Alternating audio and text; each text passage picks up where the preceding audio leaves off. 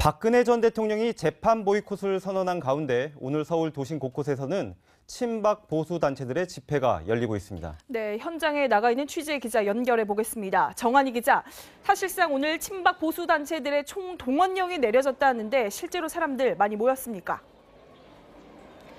네, 이곳에서는 오늘 오후 2시부터 박근혜 전 대통령의 재판 거부를 지지하는 친박 보수단체들의 태극기 집회가 열렸는데요.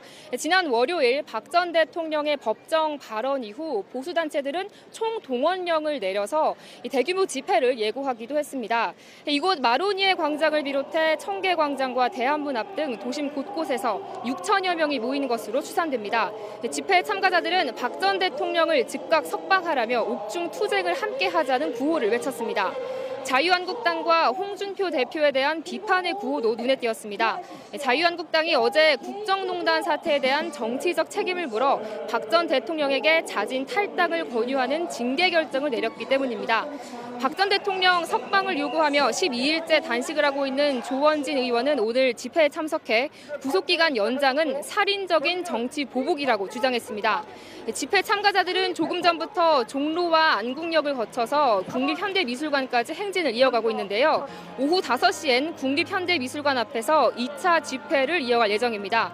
한편 오늘 저녁 7시부터 광화문 광장에서는 촛불 집회 1주년을 일주일 앞두고 촛불 문화제가 열립니다.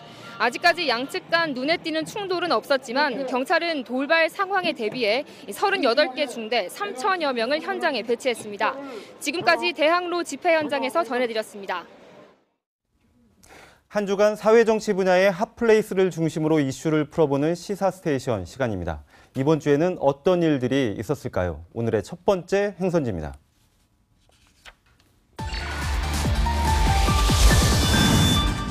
네, 저희 뉴스 스테이션이 가장 먼저 찾아갈 곳은 친박 집회가 열리고 있는 곳이죠. 4호선 해화역이었습니다.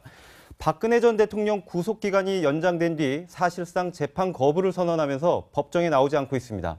오늘은 친박 단체를 중심으로 이른바 태극기 집회 총동원령이 내려졌습니다. 박근혜 전 대통령의 정치 보복, 한마디로 옥중 투쟁이 시작됐다는 평가도 나오고 있는데요.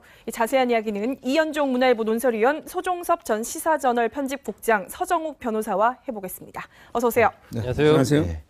앞서 저희 기자가 연결하면서 이렇게 보도를 해드렸는데 사실은 태극기 집회가 한동안 좀 소강 상태를 보였다가 13일이었죠. 박근혜 전 대통령의 구속기간 연장이 결정된 다음 토요일 날 조금 이렇게 사람이 많이 모이는 것 같더니 오늘은 더 많이 모인 것 같습니다. 어떻습니까? 네, 그동안은 매주 토요일마다 좀 규모는 한 3, 4천 명 정도. 네. 그래도 이제 계속 집회를 이어갔기는 했습니다만은 사실 그동안 박 전 대통령이 이런 집회에 대한 어떤 본인의 입장들을 이야기를 하지 않았었거든요. 네. 그러니까 사실은 박 전 대통령의 유영하 변호사 이외에는 아무도 만나지 않았고 또 자신의 입장, 이 재판 관련된 입장들을 이야기하지 않았기 때문에 사실 어떤 면에서 보면 태극기 집회 동력 자체가 상당히 없었던 게 사실입니다. 근데 지난번에 박 전 대통령이 1심이 이제 만료가 되고 이제 구속영장이 연장이 되면서 사실은 어떤 정책 메시지를 던졌지 않습니까? 즉 재판을 거부한다는 것 그리고 정치 보복이다라는 메시지를 남기면서 사실상 이제 이 태극기 집회의 어떤 면에서 좀 명분과 어떤 정치적인 방향성을 좀 제시를 한 것 같아요. 즉 박 전 대통령이 이제부터는 어떤 재판을 갖지 않고 이제부터는 정치 투쟁을 하겠다. 그리고 나는 결백하다. 이런 것들의 메시지를 던짐에 따라서 새롭게 좀 불이 붙는 것이 아닌가 좀 생각이 좀 듭니다. 네, 오늘 현장에 나간 그 기자로부터 얘기를 들어봤는데 곳곳에서 이런 목소리가 들렸다고 합니다. 박 전 대통령에게 화답을 하자는 목소리가 들렸다고 하는데요. 사실은 18일이었죠. 대한애국당이 홈페이지에 오늘 집회 예고를 하면서 이런 글을 띄웠는데 눈여겨봐야 할 곳이 몇 군데가 있었습니다. 저희가 준비를 했는데요. 박근혜 대통령께서 직접 대한민국 법치의 몰락을 선언하시고 투쟁을 선언했다라는 대목이 눈에 띄고요. 그리고 이 투쟁에 동참하라고 말씀하신 것이라고 생각된다. 여기에 화답해야 된다라는 말을 했다고 합니다. 어떻게 보셨습니까? 그러니까 지금 이제 지난 16일 날이었죠. 박근혜 전 대통령 이른바 4분 발언을 통해서 재판부에 대한 믿음이 없어졌다. 그러면서 이제 앞으로는 이렇게 강력한 어떤 옥중 정치 투쟁을 할 의사를 표명을 했지 않습니까? 그러니까 지금 대한애국당 같은 경우는 이른바 박 전 대통령에 대한 적극적인 지지자들이 주로 이제 당원으로 있거든요. 그러니까 사실 정치적으로 봐도 지금 이런 기회를 통해서 더 이제 당원들을 늘려가고 정치적인 세를 키워갈 수 있는 혹이다. 라고 이제 판단을 하는 것이고, 그렇기 때문에 총동원령을 내린 것이고, 저 부분은 결국 박 전 대통령과의 어떤 뭐 직접적인 연관성 이런 부분보다도 이 조원진 대표를 중심으로 한 대한애국당 쪽에서 이 국면 자체를 우리가 적극적으로 좀 활용해서 박 전 대통령으로서도 적극적인 응원을 보내고, 또 당의 어떤 세도 좀 확장할 수 있는 그런 기회로 보고 있는 뭐 그런 상황이라고 봐야 될 것 같습니다. 네. 자, 박근혜 전 대통령이 사실 그동안 정치적 메시지를 자제를 하다가 이제 이야기를 한 건데, 앞으로 더 어렵고 힘든 과정을 겪어야 되겠지만 나를 지지해 주시는 분들이 있기 때문에 포기하지 않겠다. 이를 두고 이제 정치적 강력한 메시지를 내놨다, 이렇게 해석하는 사람들이 많았어요. 그렇죠. 결과적으로 효과가 있었다고 보십니까? 뭐 좀 더 이게 지켜봐야 되겠지만요. 저는 이게 박 전 대통령이 현실의 형사재판은 포기한 것 같아요. 네. 왜냐하면 이게 형량이 20이든 30년이든 중요하지 않다. 이미 이게 재판부에 대한 믿음을 버렸다고 했거든요. 따라서 이게 현실의 형사재판은 포기하는 대신에, 그다음에 그 두 번째는 정치재판으로, 더 나아가면 이게 역사적인 법정에서 싸우겠다. 역사재판을 아마 이게 몰고 가는 이런 이게 전략으로 지금 보이고요. 저는 이게 그 개인적으로는 뭔가 이게 좀 재판에서 이게 좀 더 어떤 대공지정, 지공무사, 아주 이게 지극히 좀 바르고 공정한 절차로서 뭔가 이게 논란의 소지를 좀 없애는 게 필요하지 않았나, 이런 생각이 드는 게, 예를 들어 이게 주 4회 재판 있잖아요. 옛날에 이게 전두환 대통령은 주 2회 재판인데 강력 반발했거든요. 주 4회 재판을 했으면 6개월 내에 끝내든지, 아니면 이게 이렇게 연장할 것 같았으면 주 2회나 이렇게 좀 더 줄이든지 뭔가 돼야 되는데, 아마 이게 그 주 4회로 가면서도 연장이 되니까 박 전 대통령 측에서는 미리 이게 재판부가 유죄 결심을 내린 게 아닌가. 왜냐하면 이게 이재용 부회장에서 이미 뇌물 공여가 5년이 됐잖아요. 근데 뇌물은 필요적 공범이니까 이미 이게 유죄 심정을 굳힌 게 아닌가. 이런 생각으로 아마 이게 재판을 사실상 포기한 게 아닌가, 이래 보입니다. 사실 16일 박근혜 전 대통령이 법정에서 읽은 입장문에서 임수정 앵커도 얘기를 하셨지만 가장 의미심장한 부분이 저는 이 부분이 아닐까 싶은데요. 거기 보면은 저를 믿고 지지하는 분들이 아직 있다라는 부분이었습니다. 결국 뭐 이순신 장군이 나에겐 아직까지 배가 12척 있다라는 이야기를 한 거와 마찬가지로 이제 그런 어떤 의미로서 이제 다져가는 건데, 저는 박 전 대통령이 이미 여러 가지 어떤 정치적인 그 실기를 했다라고 보여집니다. 사실은 이제 전직 대통령이라고 한다면 대통령이 취임할 때 취임 선서를 하지 않습니까? 즉 헌법을 지키고 법률을 수호하겠다는 취임 선서를 했고, 또 그동안의 어떤 걸 보자면 사실은 본인의 어떤 이와 관련된 여러 가지 입장을 밝힐 수 있는 시간이 있었습니다. 즉 어떤 면에서 보면 전직 대통령이 탄핵을 당하고 또 이제 어떤 사저로 쫓겨나오는 이제 그런 상황에서 본인의 어떤 잘못, 또 다른 사람들의 어떤 자기가 참모로 모셨던 사람들에 대한 책임 문제, 이런 것 좀 어떤 저 자신이 보듬어 안고 모든 걸 책임지겠다, 끌고 가겠다라고 정치적인 메시지를 남겨서 충분한 시간적 여유가 있었어요. 그럼에도 불구하고 지금 같은 경우는 보면 이미 1심이 거의 마무리되어가는 시점 아니겠습니까? 그리고 그동안 사실 이 부분에 대해서 한마디도 어떤 정치적인 이야기, 책임의 이야기를 하지 않다가 이제 지금 와서 자신의 재판이 어떤 면에서 불리하게 돌아가고 유죄 심정이 굳어진다 하니까 이제는 나에게만 모든 책임을 해달라, 다른 사람을 해달라. 사실 법률적으로 아무 소용이 없는 이야기거든요. 그러니까 실익이 없는 이야기죠. 저 어떤 면에서 본다면 자신의 어떤 정치적인 이야기만 하고 있는 그런 상황이라 보니까 결국은 이게 정치적 실익과 본인의 어떤 주장 자체에 좀 어긋나는 것이 아닌가. 그리고 본다면 결국은 시점과 그리고 어떤 해야 될 그 시점에서 해야 될 말들을 하지 않았기 때문에 지금의 말 자체가 크게 설득력을 가지지 못하는 것 같습니다. 네. 박근혜 전 대통령을 변호했던 유영하 변호사는 살기 가득한 법정에 박 전 대통령을 남기고 떠난다라고 했는데요. 친박 김진태 의원은 이런 이야기도 했습니다. 재판 치사라는 말까지 나오더라고요. 극도의 스트레스 상황에서 돌아가신 지경이라고요. 꼭 그렇게까지 되는 거를 봐야 되겠습니까? 재판을 정치화하고 정치법안을 만들어갖고 결국 국면을 분열시키고.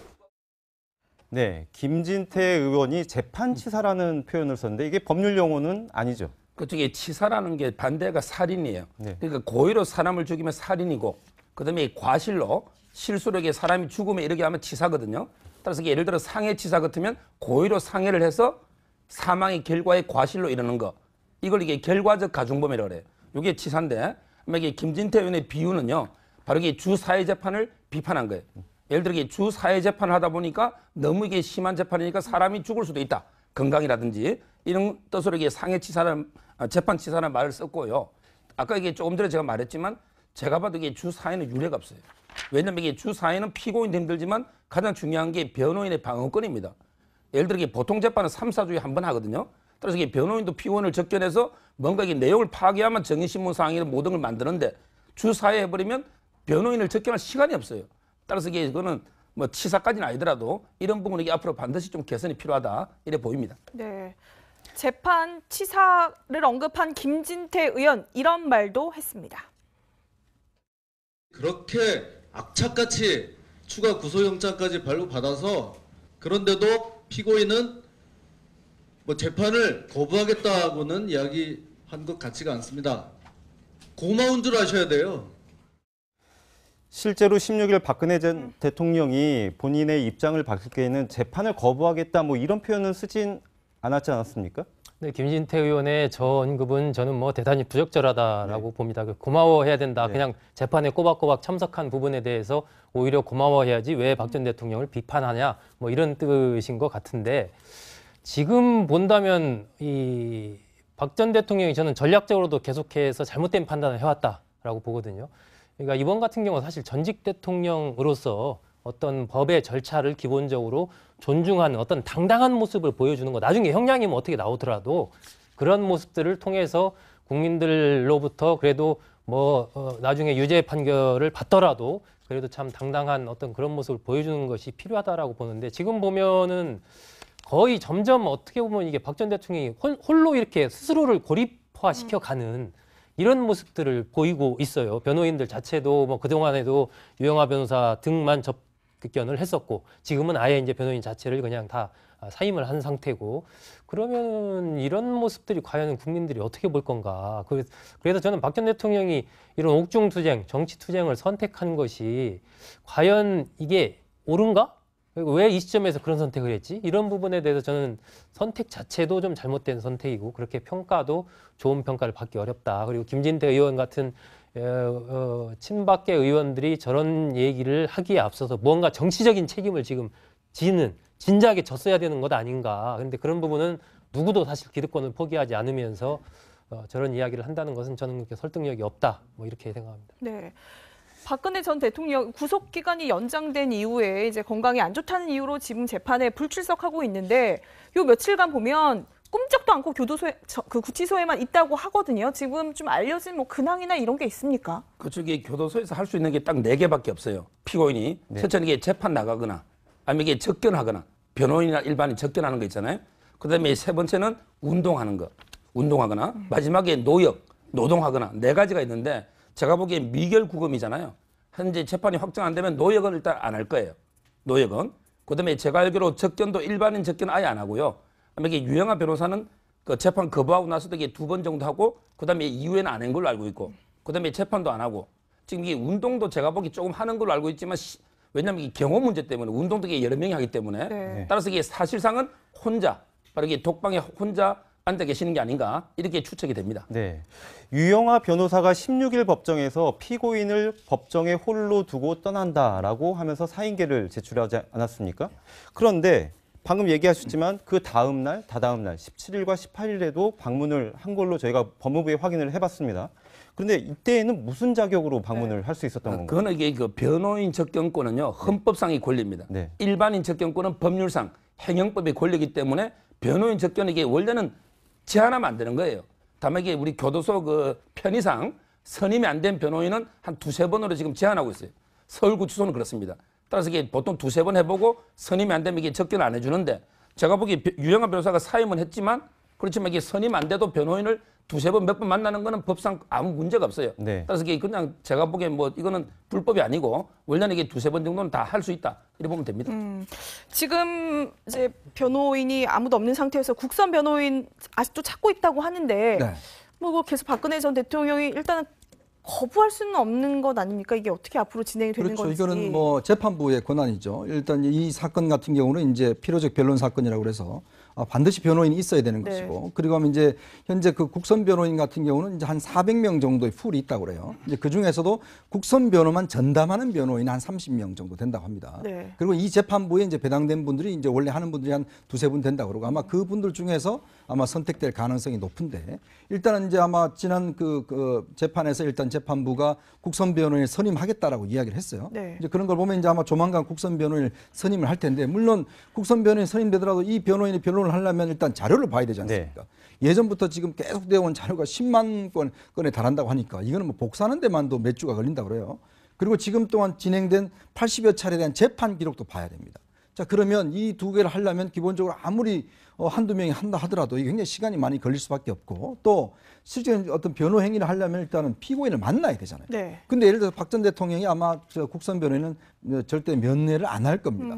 이제 그렇다고 한다면 이 상황을 보면 일단 재판부가 결단을 해야 되겠죠. 예를 들어서 만약 재판부에서 지금 피고인이 재판정이 안 나오지 않는다라면 일단 뭐 골석 재판을 할 수밖에 없는 상황이고 그리고 마냥 시간을 끌 수만 없지 않겠습니까? 지금 현재 6개월 동안 시간을 확보했습니다만은 그렇지만 이게 또 마냥 시간을 끌 경우에 여러 가지 정책 논란과 또 법률적 논란이 있기 때문에 아마 재판부가 어떤 시점을 기준으로 해서 또 이게 지금 재판의 첫 단계, 예를 들어 시작 단계 같으면 야 재판 자체가 진행이 굉장히 어려운데 사실은 거의 한 70, 80%는 진행이 된 상황이란 말이죠. 그렇다 보니까 아마 그걸 근거로 해서 재판부가 최종적으로는 판단을 할 가능성도 저는 있다 봅니다.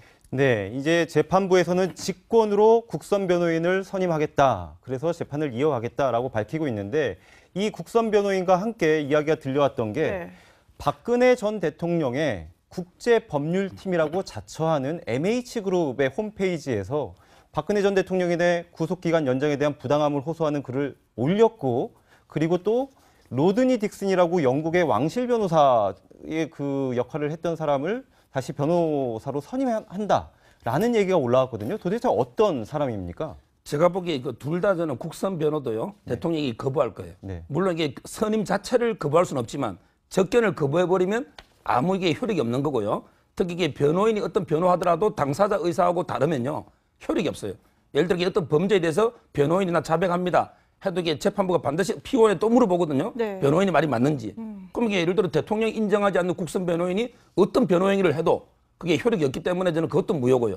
그다음에 두 번째 조금 전에 바로 이게 그 국제법률팀. 네. 이것도 이게 제가 알기로는 대통령의 의지하고는 전혀 무관합니다. 네. 왜냐하면 이게 대통령이 누구를 접견한 적도 없고 아마 이게 이분들의 활동은 상당히 오래된 것 같아요.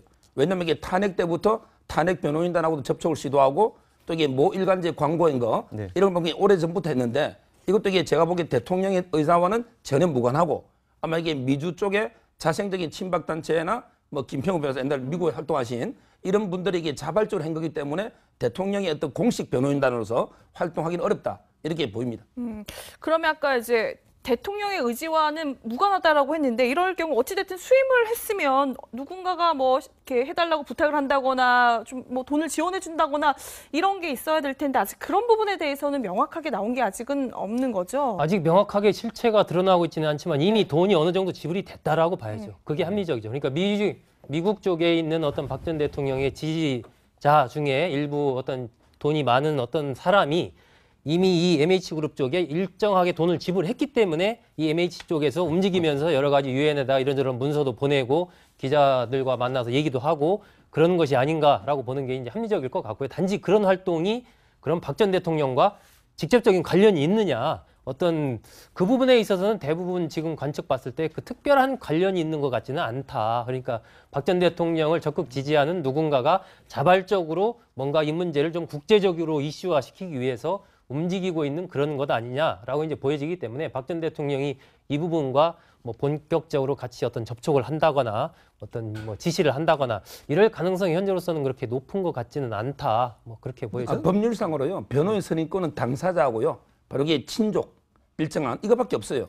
그래서 이게 박 대통령이 위임장을 안 만들어 주고 지금 이게 친척이 없잖아요. 네. 그러니까 이게 공식적으로 선임한 게 아니고 이 사람들에게 그냥 제가 보기에는 친박 단체에서 뭐 비용은 받았겠죠. 따라서 이게 정치 어떤 컨설팅 정치 역할이지 재판상으로 이게 공식 대리권은 전혀 없습니다. 저는 굉장히 이것도 좀 잘못된 전략이라고 봅니다. 네. 만약 이게 어떤 지금 박 전 대통령에서 이렇게 한다면 오히려 좀 본인과 분명히 선을 그어야 되는 입장이라 보는데 왜냐하면 이 단체가 지금 하는 지난 CNN 보도 같은 걸 보면 우리 지금 구치소 생활 자체가 이게 뭐 차가운 바닥에 사실 뭐 침대도 없고 불도 켜놓고 굉장히 어떤 면에서 보면 좀 인권 어떤 그 후진국 같은 그런 이미지로 지금 이야기를 하고 있거든요.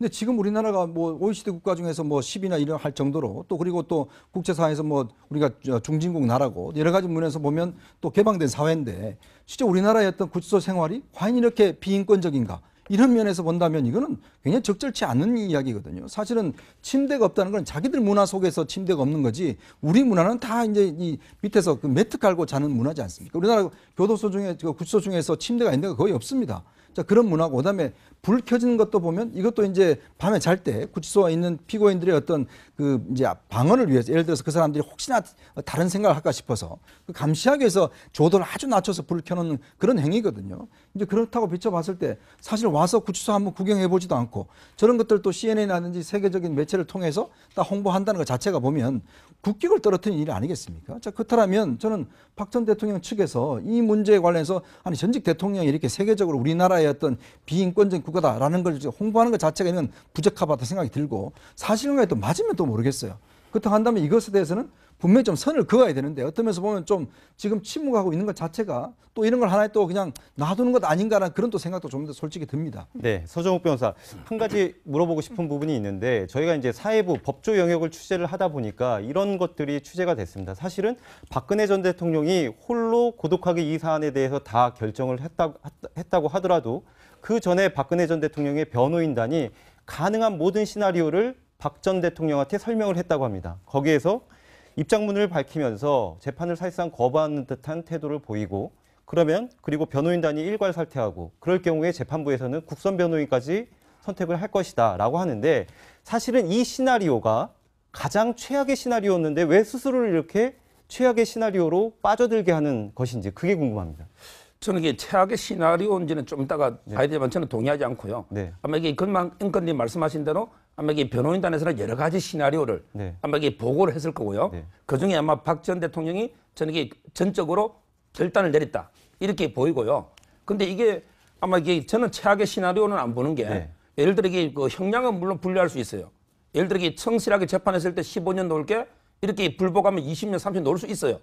그렇지만 이게 대통령은 어차피 사면으로 이게 정치적으로 해결되는 거 아닙니까? 옛날에 이게 전두환 노태우 대통령도 다 이게 뭐 1, 2년 다 지나면 사면 됐기 때문에 형량은 이게 크게 중요한 게 아닌 것 같고요.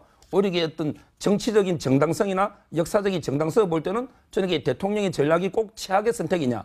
이거는 좀 의문을 가지고 있습니다. 네. 근데 공교롭게 전두환 전 대통령이나 과거 이제 노태우 전 대통령과 좀 흘러가는 양상이 조금 비슷한 면도 있어요. 그때 당시에도 뭐 이렇게 재판을 거부하다가 국선 변호인이 마지막에는 최종 그 변호를 하지 않았습니까?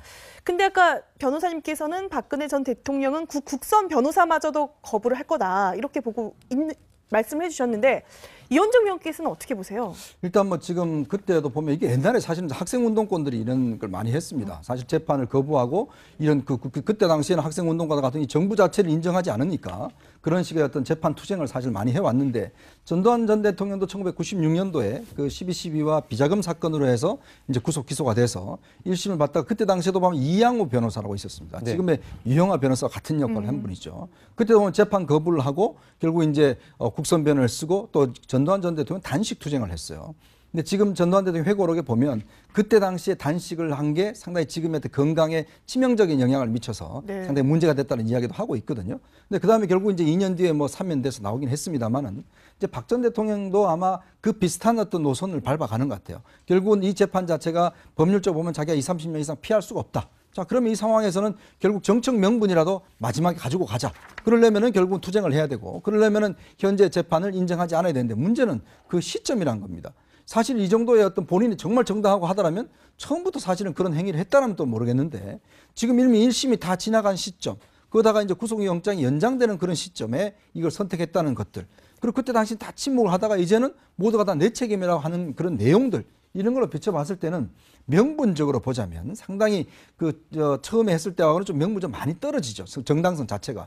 그리고 지금 상황에서 혼자 저렇게 외롭게 있는 것 자체가 보면 앞으로 어떤 것을 노리는지 모르겠지만 그날 그게 본질적으로 본인의 어떤 정책 부활에 영향을 미치겠느냐. 오히려 국민들한테 더 악영향을 주지 않겠는가 하는 게 제 생각입니다. 네, 한 가지만 더 여쭤보겠습니다. 이번 주에 알려진 소식 중에 하나가 박근혜 전 대통령이 16일 입장문을 발표한 것 외에도 옥중에서 국정농단 재판을 받고 있는 이재용 삼성전자 부회장, 김기춘 전 비서실장, 이분들이 재판에 이제 선고를 받을 때마다 뭔가 메시지를 내놓을 것으로 알려지고 있다, 이런 보도가 나오거든요.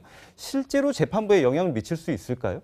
지난번 16일 날 그 입장문을 낼 때 그런 부분을 일정하게 이미 밝혔죠. 모든 책임은 저한테 있습니다 하면서 다른 사람들에 대해서 좀 관용을 베풀어달라, 이런 메시지를 냈는데, 아마 앞으로 그런 메시지를 낼지는 두고 봐야 되겠습니다만, 낸다고 하더라도 그것이 과연 얼마나 그런 형량에 영향을 미치겠느냐, 저는 뭐 거의 영향을 미치지 않을 것이다. 차라리 정말 지난해라든지 아니면 아주 이 올해 초라든지 이렇게 아직 본격적으로 시작이 안 됐을 때 이 모든 책임을 다 내가 지겠다, 나머지 분들에 대해서는 다 제가 지시한 부분이니까 좀 뭐 선처를 해달라든지, 이렇게 했으면 좀 다른데, 지금은 이미 다 뭐 강론이 다 진행이 된 상황이에요. 그래서 여기서 뭐 내 책임입니다 이렇게 얘기를 한다고 해서 어떤 재판부의 실질적인 형량이나 이런 쪽에 영향을 미치긴 좀 어렵지 않나 생각이 됩니다. 네, 박근혜 전 대통령과 관련된 소식은 여기서 마무리를 하겠습니다. 하지 않았고 또 자신의 이 재판 관련된 입장들을 이야기하지 않았기 때문에 사실 어떤 면에서 보면 태극기 집회 동력 자체가 상당히 없었던 게 사실입니다. 근데 지난번에 박 전 대통령이 1심이 이제 만료가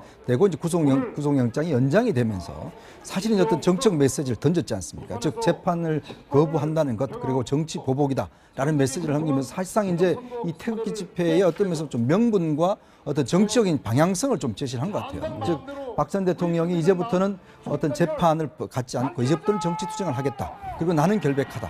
이런 것들의 메시지를 던짐에 따라서 새롭게 좀 불이 붙는 것이 아닌가 좀 생각이 좀 듭니다. 네, 오늘 현장에 나간 그 기자로부터 얘기를 들어봤는데 곳곳에서 이런 목소리가 들렸다고 합니다. 박 전 대통령에게 화답을 하자는 목소리가 들렸다고 하는데요. 사실은 18일이었죠. 대한애국당이 홈페이지에 오늘 집회 예고를 하면서 이런 글을 띄웠는데 눈여겨봐야 할 곳이 몇 군데가 있었습니다. 저희가 준비를 했는데요.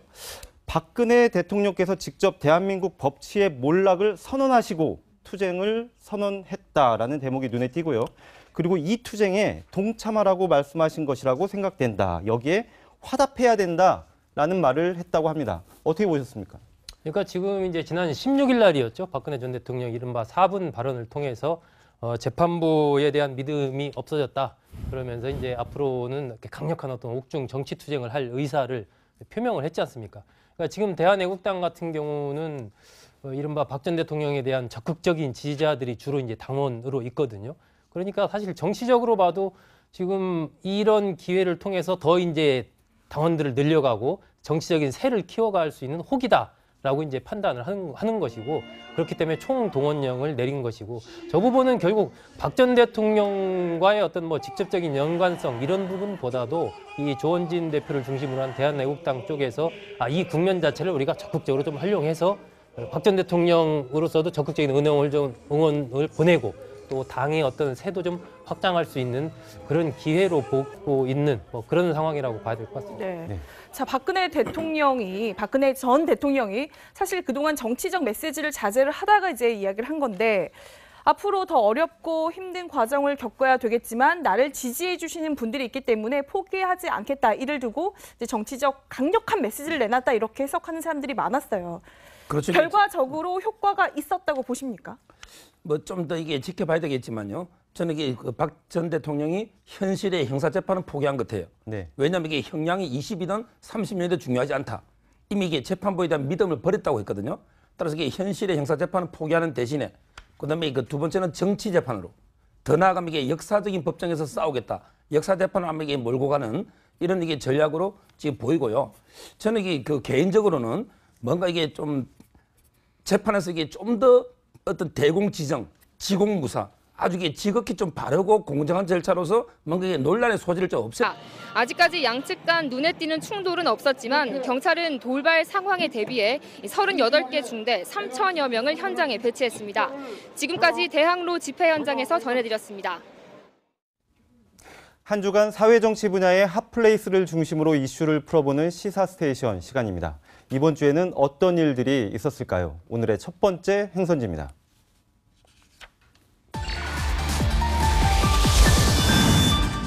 네, 저희 뉴스스테이션이 가장 먼저 찾아갈 곳은 친박 집회가 열리고 있는 곳이죠. 4호선 해화역이었습니다.